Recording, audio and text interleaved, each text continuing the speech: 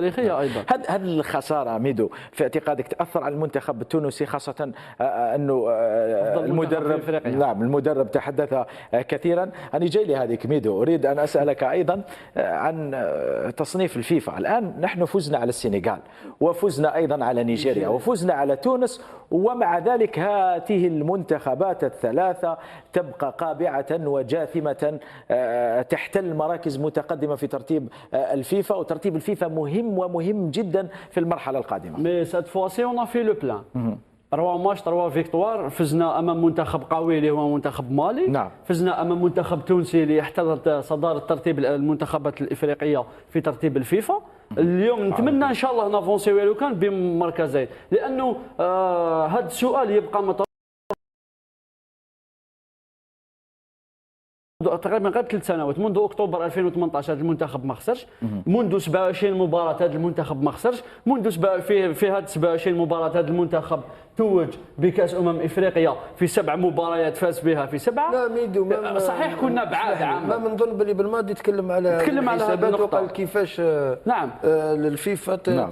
صحيح كنا بعاد قبل ما جاء جمال بالماضي، كنا تقريبا في المراكز ال50 على ما اعتقد في ترتيب، نزلنا الى غايه المراكز في الخمسينات او الستينات في ترتيب الفيفا. لكن يا اخي المنتخب هذا ما خسر 27 مباراه، فهاد 27 مباراه فاز ب 21 مباراه نعم. من اصل 27 مباراه اللي ما خسرهمش. نعم. كاين المنتخب التونسي واجهناه مرتين، فزنا عليه مرتين، فزنا عليه في ملعب تشاكال. المره هذه راح يتغير الترتيب بدون شك. بغداد بونجاح، واليوم فزنا عليه بهدفي بونجاح ومحرز. نعم. يا اخي ان شاء الله ترتيب الفيفا اللي يجي تاع شهر جوان على الاقل اعطيونا، ماشي تعطيونا سي با ماكش تصدق علينا، نحن منتخب قوي. يا ميدو منطقيا منطقيا المنتخب الوطني الجزائري والاقوى في افريقيا، ويجب ان يكون في المرتبه الاولى افريقيا وعربيا. بلجيكا افضل منتخب في العالم، في حياته لم يفز باي لقب. على اي اساس؟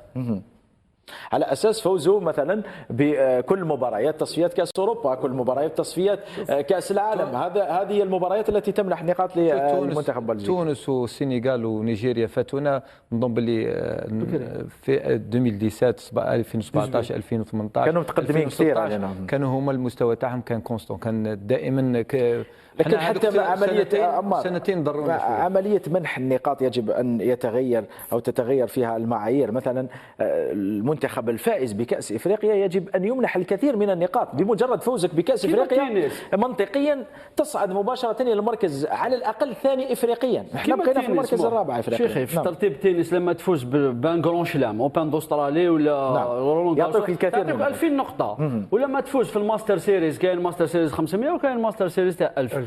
يعني هذا الترتيب نورمالمون يمشي هكذا في ترتيب الفيفا ايضا. صحيح. اليوم تفوز بكاس افريقيا تنال نقاط كثيره. نعم.